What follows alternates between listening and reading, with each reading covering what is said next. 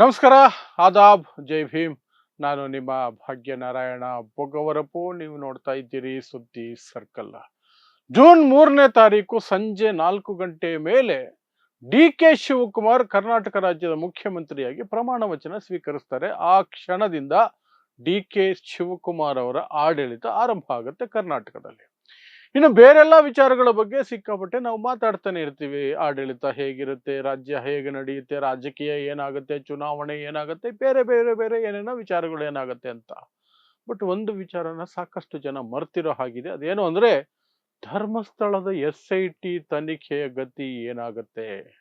D K CM ಆದ ತಕ್ಷಣನೇ ಧರ್ಮಸ್ಥಳದ ಕೇಡಿಗಳೆಲ್ಲ ಸೇಫ್ ಆಗಿ ಬಿಡ್ತಾರಾ ಅನ್ನುವಂತಹ ಪ್ರಶ್ನೆ ಸಾಕಷ್ಟು ಜನ ಕಣ್ಣು ಮುಂದೆ ಬರ್ತಾ ಇಲ್ಲ. ಅದನ್ನ ತರುವಂತಹ ಪ್ರಯತ್ನವನ್ನು ಮಾಡ್ತಾ ಇದ್ದೀನಿ. ಯಾಕೆ ಅಂತ ಸಹ ವಿವರಿಸ್ತೀನಿ. ಸೊ ನಿಮಗೆ ಗೊತ್ತೇ ಇದೆ, ಕಳೆದ ವರ್ಷ ಜುಲೈನಿಂದ ಧರ್ಮಸ್ಥಳದಲ್ಲಿ ಸಿಕ್ಕಿರುವಂತಹ ಸಾಕಷ್ಟು ಮೃತದೇಹಗಳು, ಅಸ್ಥಿಪಂಜರಗಳು, ಮೂಳೆಗಳು, ಬುರುಡೆಗಳು, ಏನೇನು ಸಿಕ್ಕಿದಾವೋ ಅದರದೆಲ್ಲ ತನಿಖೆ ನಡೀತಾ ಇದೆ.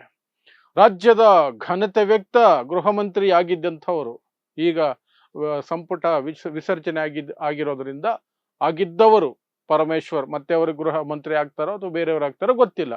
ಆ ಸಾಹೇಬರು ಸ್ಪಷ್ಟವಾಗಿ ಹೇಳಿದ್ರು, ಸೌಜನ್ಯ ಪ್ರಕರಣವನ್ನ ಇದರಿಂದ ಹೊರಗಿಡ್ತಾ ಇದೀವಿ, ಅದರ ತನಿಖೆ ಇದರಲ್ಲಿ ಬರೋದಿಲ್ಲ SITಯಲ್ಲಿ ಅಂತ. ಅದು ಯಾವ ಕಾರಣಕ್ಕೋ ಯಾರನ್ನ ಇದು ಮಾಡೋದಕ್ಕೋ ಗೊತ್ತಿಲ್ಲ. ಒಟ್ಟಿನಲ್ಲಿ ಅಂತಹದ್ದೊಂದು ನಿರ್ಧಾರವನ್ನ ಕೈಗೊಂಡು SIT ಮಾಡಿತು. ಓಕೆ, ಏನೋ ಒಂದು SIT ತನಿಖೆ ನಡೀತಾ ಇದೆ, ಮೂಳೆಗಳು ಸಿಕ್ಕಿದೆ, FSL ವರದಿ, ಅದರ ಬಗ್ಗೆ ಮೊನ್ನೆ ಬಂದಂತಹ ಅಪ್ಡೇಟ್ ಅನ್ನು ಹೇಳಿದ್ದೀನಿ ನಾನು ನಿಮಗೆ.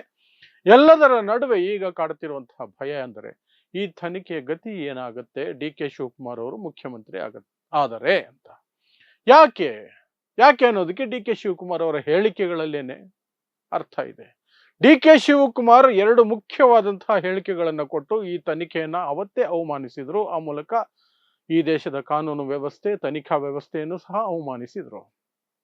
ಏನು ಆರೋಪಗಳು ಕೇಳಿ ಬಂದಿರುವಂತಹ ವ್ಯಕ್ತಿಗಳ ಜೊತೆಯಲ್ಲಿ ಹೋಗಿ ಕಾಲಿಗೆ ಬಿದ್ದು ನಮಸ್ಕಾರಗಳನ್ನ ಮಾಡಿ ಅವ್ರ ಮುಂದೆ ಅರೆಬೆತ್ತಲೆ ನಿಂತ್ಕೊಂಡು ಪೋಸುಗಳು ಕೊಡೋದ್ರ ಜೊತೆಗೇನೆ ನನ್ನಂತಹ 1000 ಜನ ಇವರ ಬೆನ್ನಿಗೆ ನಿಲ್ತೀವಿ ಅಂತ ಹೇಳಿಕೆ ಕೊಟ್ಟಾಗಲೇ ಈ ತನಿಖೆಯನ್ನ ನಾನು ಗೌರವಿಸ್ತಾ ಇಲ್ಲ.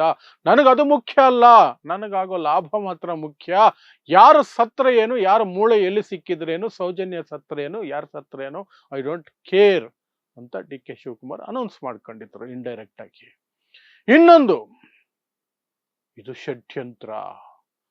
ಷಡ್ಯಂತ್ರ ಅಂತ ಉಪಮುಖ್ಯಮಂತ್ರಿ ಸ್ಥಾನದಲ್ಲಿ ಇದ್ಕೊಂಡು ತನ್ನದೇ ಸರ್ಕಾರ ನೇಮಿಸಿರುವಂತಹ SIT ತನಿಖೆಯ ವರದಿ ಬರೋದಕ್ಕಿಂತ ಮೊದಲೇ ಹೇಳ್ಕೊಂಡು ಓಡಾಡಿದ್ರು. ಅದೆರಡು ಡಿ ಕೆ ಶಿವಕುಮಾರ್ ಮುಖ್ಯಮಂತ್ರಿ ಆದರೆ ಈ ಧರ್ಮಸ್ಥಳ ಪ್ರಕರಣ ಏನಾಗುತ್ತೆ ಅನ್ನೋದಕ್ಕೆ ಒಂದು ಸ್ಪಷ್ಟವಾದಂತಹ ಒಂದು ಮ್ಯಾಪ್ ಅನ್ನ ನಮಗೆ ಹಾಕಿಕೊಟ್ಟಿದೆ. ಹಾಗಾಗಿ ಈಗ ಈ ಆತಂಕ ಇರೋದು.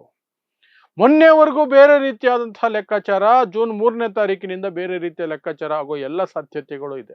ಮೊನ್ನೆವರೆಗೂ ಏನು ನಮ್ಗೆ ಹಂಗೆ ಆಶಾಭಾವನೆ ತೇಲಾಡ್ತಿತ್ತ, ಉಕ್ಕಿ ಹರಿತಾ ಇತ್ತ ಸಿದ್ದರಾಮಯ್ಯನವರ ಸರ್ಕಾರದಲ್ಲಿ ಅಂದ್ರೆ, ಸೌಜನ್ಯ ಪ್ರಕರಣವಾಗಿರಬಹುದು, ಧರ್ಮಸ್ಥಳದಲ್ಲಿ ಏನೆಲ್ಲ ಸಿಕ್ಕಿದಾವೆ ಆ ಪ್ರಕರಣವಾಗಿರ್ಬೋದು, SIT ಪ್ರಕರಣವಾಗಿರ್ಬೋದು, ಸಿದ್ದರಾಮಯ್ಯನವರು ಸಹ ಸಂಪೂರ್ಣವಾಗಿ ನ್ಯಾಯಬದ್ಧವಾಗಿ ನಡ್ಕೊಂಡಿಲ್ಲ.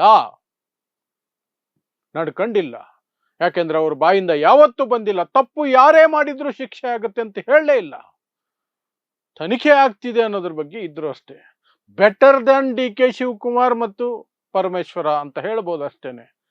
ಡಿ ಕೆ ಶಿವಕುಮಾರ್ ಉಪಮುಖ್ಯಮಂತ್ರಿಯಾಗಿ, ಪರಮೇಶ್ವರ್ ಅವರು ಗೃಹ ಮಂತ್ರಿಯಾಗಿ ಕೊಟ್ಟಂತಹ ಹೇಳಿಕೆಗಳ ಮಟ್ಟಕ್ಕೆ ಹೋಗದೆ ಒಂದು ರೀತಿ ಸ್ವಲ್ಪ ತಟಸ್ಥವಾಗಿ ನಿಲ್ಲೋ ಪ್ರಯತ್ನವನ್ನ ಸಿದ್ದರಾಮಯ್ಯ ಮಾಡಿದ್ರು ಅನ್ನೋದು ಒಂದೇನೆ. ಇಲ್ಲದೆ ಹೋಗಿದ್ರೆ ಸಿದ್ದರಾಮಯ್ಯನವರಿಗಿದ್ದಂತಹ ಪವರ್ಗೆ, ಈ ಅವಧಿಗೆ ಇಷ್ಟೊತ್ತಿಗಾಗ್ಲೇ ತಪ್ಪಿತಸ್ಥರು ಯಾರೇ ಆಗಿರ್ಲಿ, ತಪ್ಪಿತಸ್ಥರನ್ನ ಇಷ್ಟೊತ್ತಿಗಾಗ್ಲೇ ಜೈಲಿಗೆ ಕಳಿಸಿರ್ಬೇಕಾಗಿತ್ತು.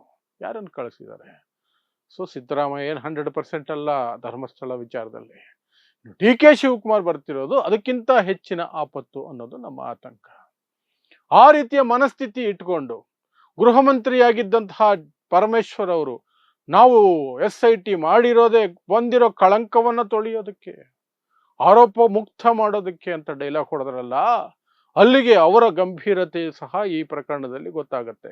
ಅವರೇ ಏನಾದರೂ ಮತ್ತೆ ಈಗ ಗೃಹ ಮಂತ್ರಿ ಆದರೆ ಜುಗಲ್ಬಂದಿಯನ್ನ ನೀವೇ ಯೋಚನೆ ಮಾಡ್ಕೊಳ್ಳಿ. ಡಿ ಕೆ ಶಿವಕುಮಾರ್ ಮುಖ್ಯಮಂತ್ರಿ, ಪರಮೇಶ್ವರ್ ಗೃಹ ಮಂತ್ರಿ ಆದರೆ ಧರ್ಮಸ್ಥಳ ತನಿಖೆ ಎಲ್ಲಿ ಯಾವಾಗ ಏನಾಗಬಹುದು ಅನ್ನೋದು. ಸೊ ಈಗ ನಾವೇನು ಮಾಡಬೇಕು? ಹಾಗಾದರೆ ಇಡೀ ರಾಜ್ಯದ ಜನ ಎಚ್ಚೆತ್ತುಕೊಳ್ಬೇಕು. ಈ ಸರ್ಕಾರಕ್ಕೆ ಮನವಿ, ಎಚ್ಚರಿಕೆ ಎಲ್ಲವನ್ನೂ ಕೊಡಬೇಕಾಗತ್ತೆ. ಯಾವುದೇ ಕಾರಣಕ್ಕೂ ಸಹ ಧರ್ಮಸ್ಥಳದಲ್ಲಿ ತಪ್ಪು ಯಾರೇ ಮಾಡಿದ್ರು ತಪ್ಪು, ಅವರನ್ನ ಬಿಡೋದಿಲ್ಲ ಅನ್ನುವಂತಹ ನಿರ್ಧಾರಕ್ಕೆ ಸರ್ಕಾರ ಬರೋ ಹಾಗೆ ನೋಡ್ಕೊಳ್ಬೇಕು. ಅಟ್ಲೀಸ್ಟ್ ಬಾಯಿ ಮಾತಿಗಾದರೂ ಆ ಮಾತನ್ನ ಹೇಳಿಸುವಂತಹ ಪ್ರಯತ್ನ ಮಾಡಬೇಕು. ಅದರ ಜೊತೆಗೆ ತನಿಖೆಯನ್ನ ಇದ್ದಕ್ಕಿದ್ದ ಹಾಗೆ ನಿಲ್ಲಿಸಬಾರದು, ಯಾವುದೇ ರೀತಿ ಒತ್ತಡ ಹಾಕಬಾರದು, ಯಾವುದೇ ರೀತಿಯಾದಂತಹ ಯಾರ ಪರವಾಗೂ ನಿಲ್ಲುವಂತಹ ಪ್ರಯತ್ನ ಮಾಡಬಾರದು ಅನ್ನುವಂತಹ ಸಂದೇಶವನ್ನ, ಮನವಿಯನ್ನ, ಎಚ್ಚರಿಕೆಯನ್ನ ಎಲ್ಲವನ್ನೂ ಸಹ ಒಟ್ಟೊಟ್ಟಿಗೆ ಈ ಸರ್ಕಾರಕ್ಕೆ ಕೊಡಬೇಕಾಗತ್ತೆ. ಆಗ ಮಾತ್ರನೇ ಒಂಚೂರಾದ್ರೂ ಅವರು ಅಲರ್ಟ್ ಆಗಿರ್ತಾರೆ. ಇಲ್ಲ ಜನ ಗಮನಿಸ್ತಾ ಇದ್ದಾರೆ ಅಂತ ಸುಮ್ಮನೆ ಇದ್ದು ಬಿಟ್ರೆ ಮಾತ್ರ ಮೊದಲಿಗೆ ಅವರು ಮಾಡೋದೇ ಮಹೇಶ್ ಶೆಟ್ಟಿ ತಿಮರೋಡಿಯ ಗಡೀಪಾರು, ಆ ನಂತರ ಗಿರೀಶ್ ಮಠಣ್ಣವರು ಅರೆಸ್ಟು, ಸಮೀರ್ಗೆ ಏನಾದರೂ ಒಂದು ಕೇಸು, ಆ ನಂತರ SIT ಇಂದ FSL ರಿಪೋರ್ಟ್ಗಳು ಬಂತು ಇಲ್ವೋ ಏನೋ ಒಂದು ರೀತಿಯಲ್ಲಿ ಅದನ್ನ ಸಾಕಾಯ್ತು, ಎಲ್ಲ ಆಗಿದೆ, ಏನು ಸಿಕ್ಕಿಲ್ಲ, ಬಿಡ್ರಿ, ಮುಚ್ಚಿಬಿಡ್ರಿ, ಸಾಕು, ಎಷ್ಟು ವರ್ಷ ಅಂತ ಕೆದಕೊಂಡಿರ್ತೀರಿ ಅದನ್ನೇ ಅಂತ ಹೇಳಿ SITಗೆ ಒಂದು ತಿಲಾಂಜಲಿಯನ್ನು ಇಡುವಂತಹ ಪ್ರಯತ್ನವನ್ನ ಖಂಡಿತ ಮಾಡ್ತಾರೆ. ಯಾಕಂದ್ರೆ ಸತ್ತಿರೋರು ಇವ್ರ ಮನೆಯವರಲ್ವಲ್ಲ, ಸೌಜನ್ಯ ಇವ್ರ ಮನೆ ಹೆಣ್ಣುಮಗಳಲ್ವಲ್ಲ, ಇವ್ರಿಗೆ ಕರಳು ಚುರ್ರನ ಅಲ್ವಲ್ಲ. ಆ ಹೆಣ್ಣು ಮಗುಗೆ ಇಲ್ಲಿವರೆಗೂ ನ್ಯಾಯ ಸಿಕ್ಕಿಲ್ಲ ಅಂತ, ಅಲ್ಲಿ ಸಿಕ್ಕಿರುವಂತ ಒಂದೊಂದು ಹೆಣ ಯಾವತ್ತು ಹೇಗೆ ಯಾವೆಲ್ಲ ಕಾರಣಕ್ಕೆ ಸತ್ತು ಹೋಯ್ತು ಅಂತ ತಿಳ್ಕೊಳ್ಳುವಂತ ಅವಶ್ಯಕತೆನೇ ಇವರು ಕಾಣಿಸ್ತಿಲ್ಲ. ಯಾಕೆಂದ್ರೆ ಕಾಲಿಗೆ ಬಿದ್ದರೆ ರಾಜಕೀಯ ಲಾಭ ಇದೆ. ಈ ಸಾವುಗಳಿಗೆ ನ್ಯಾಯವನ್ನು ಹುಡುಕಿ ಅಥವಾ ನ್ಯಾಯ ಕಂಡುಕೊಳ್ಳೋಕೆ ಹೋದರೆ ಅಲ್ಲಿ ಸಮಸ್ಯೆಗಳು ಎದುರಾಗ್ಬಿಡ್ತವೆ ಅನ್ನೋದು ಭಯ ಇವರಿಗೆ. ಹಾಗಾಗಿ ಇಲ್ಲಿಯವರೆಗೆ ಒಂದೇ ಒಂದು ದಿನವೂ ಸಹ ತಪ್ಪಿತಸ್ಥರ ಯಾವನೇ ಆಗಿರ್ಲಿ, ಟಾಪ್ ಟು ಬಾಟಮ್ ಯಾವುದೇ ಹುದ್ದೆಯಲ್ಲಿರಲಿ, ಯಾವುದೇ ಸ್ಥಾನದಲ್ಲಿರಲಿ, ಅವರನ್ನ ಬಿಡೋ ಮಾತೇ ಇಲ್ಲ ಅನ್ನುವಂತಹ ಮಾತು ಇವರ ಬಾಯಿಂದ ಬರಲೇ ಇಲ್ಲ. ಈಗ ಸೌಜನ್ಯ ಪರ ಹೋರಾಟಗಾರರಾಗಿರಬಹುದು, ಧರ್ಮಸ್ಥಳ ವಿಚಾರದಲ್ಲಿ ಹೋರಾಡ್ತಿರುವಂತಹ ಲಾಯರ್ಗಳಿಂದ ಹಿಡಿದು ಹೋರಾಟಗಾರರು ಎಲ್ಲರೂ ಸಹ ಪತ್ರ ಬರೆಯೋದು, ಸೋಷಿಯಲ್ ಮೀಡಿಯಾದಲ್ಲಿ ಕ್ಯಾಂಪೇನ್ ಮಾಡೋದು, ಏನೋ ಒಂದು ಮಾಡಿ ಈ ಸರ್ಕಾರಕ್ಕೆ ಒಂದು ಸಂದೇಶವನ್ನು ಕೊಡಬೇಕು. ನಾವು ಗಮನಿಸ್ತಾ ಇದ್ದೀವಿ ಅಂತ. ಆಗ ಒಂದು ಚೂರು ಆದರೂ, ಸ್ವಲ್ಪ ಆದರೂ ಹಿಂಜರಿಕೆ ಅನ್ನೋದಿರುತ್ತೆ. ಯಾವುದೇ ರೀತಿಯಾದಂತಹ ಮಾಡಬಾರದ ಕೆಲಸ ಮಾಡಬಾರ್ದು ಅನ್ನುವಂತಹ ಭಯನೂ ಇರುತ್ತೆ ಅನ್ನೋದು ನನ್ನ ಭಾವನೆ. ಇನ್ನು ಮುಂದಕ್ಕೆ ಏನಾಗುತ್ತೆ ಗೊತ್ತಿಲ್ಲ. ತಪ್ಪು ಯಾರೇ ಮಾಡಿದ್ರು ಶಿಕ್ಷೆ ಆಗಬೇಕು. ಒಂದೊಂದು ಸಾವಿಗೂ ಸಹ ಶಿಕ್ಷೆ ಆಗಬೇಕು. ಅದು ಸೌಜನ್ಯ ಪ್ರಕರಣದಿಂದ ಹಿಡಿದು ಅಲ್ಲಿ ಸಿಕ್ಕಿರುವ ಪ್ರತಿ ಹೆಣ, ಯಾವೆಲ್ಲ ಹೆಣಗಳು, ಯಾವೆಲ್ಲ ದೇಹಗಳು ಕಾನೂನು ಬಾಹಿರವಾಗಿ ಅಥವಾ ಅನ್ಯಾಯಕ್ಕೊಳಗಾಗಿ ಜೀವ ಕಳ್ಕೊಂಡಿದ್ದಾವೋ, ಪ್ರತಿಯೊಂದು ಜೀವಕ್ಕೂ, ಪ್ರತಿಯೊಂದು ದೇಹಕ್ಕೂ, ಪ್ರತಿಯೊಂದು ಮೂಳೆಗೂ ನ್ಯಾಯ ಸಿಗಬೇಕು. ಅದಕ್ಕೆ SIT ಮಾಡಿರೋದು. ಆ SITಯನ್ನ ನ್ಯಾಯಬದ್ಧವಾಗಿ ಕೆಲಸ ಮಾಡೋದಕ್ಕೆ ಬಿಡಬೇಕು. ಆ ನಿಟ್ಟಿನಲ್ಲಿ ಮುಂದೆ ಬರಲಿರುವಂತಹ DK ಶಿವಕುಮಾರ್ ಅವರ ಸರ್ಕಾರ ಕೆಲಸ ಮಾಡಬೇಕು.